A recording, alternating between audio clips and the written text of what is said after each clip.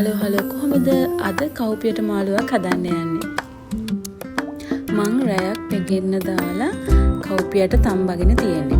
ඉතින් ඔයාලටත් පුළුවන් ඒ විදිහට තම්බ ගන්න. එහෙම නැත්නම් ප්‍රෙෂර් කුකර් එකක් තියෙනවා ලේසියෙන්ම තම්බ ගන්න පුළුවන්.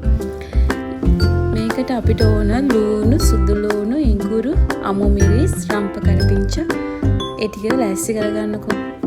දැන් මම තම්බගත්ත කව්පියකට මිරිස් කුඩු, කහ කුඩු, අමු තුන පහ කුඩු, උළුහාල් ටිකක්, ලුණු ටිකක් එහෙම එකතු කරගන්නවා. ඇතිලියක් ලිපේ තියලා ඒකට තෙල් චුට්ටක් දාලා තෙල් ටික රත් වීගෙන එද්දි අපි ලුණු, සුදු ලුණු, ඉඟුරු අපි මුලින් ලෑස්ති කරගත්ත ඔක්කොම දේවල් එකතු කරලා ටෙම්පරාදු කරගමු. රන්වන් පාට වීගෙන එද්දි අපි අර මුලින් තම්බගත්ත අපේ කව්පි ටික එකතු කරගන්න ඕන. ඉතින් මේ වීඩියෝ එකේ ඒ ටික ටෙම්පරාදු කරගන්න ටික නැහැ. ඊට පස්සේ කව්පි ටික එකතු කරලා හොඳට කලවම් කරලා විනාඩි 5ක් වහලා තියන්න ඕන.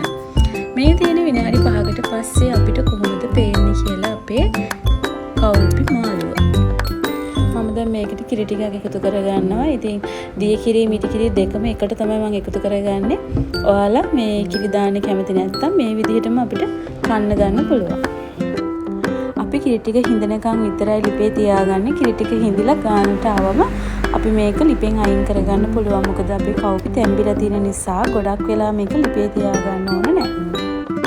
ඔන්න මගේ අතේ ලුණු ටිකක් වැඩි වුණා. ඉතින් මම ඉක්මනට අලගෙඩිය පොඩියට කපලා කව්පියකට එකතු කරගත්තා. ඉතින් ඔයාලත් ලුණු දාද්දි හරි පරිස්සමින් දාන්න. මොකද අපි තම්බනකොට ලුණු ටිකක් එකතු කරනවානේ. ඉතින් මට ඒක දාන්නට නැතුව මම කොහොම හරි ලුණු ටිකක් වැඩිපුර දාලා. ඉතින් ඔයාලත් ලුණු ගැන කල්පනාවෙන් මේක හදාගන්න. හරිම රසයි. ඉතින් හදලා බලන්න. බලලා මට කමෙන්ට් එකකුත් දෙන්න.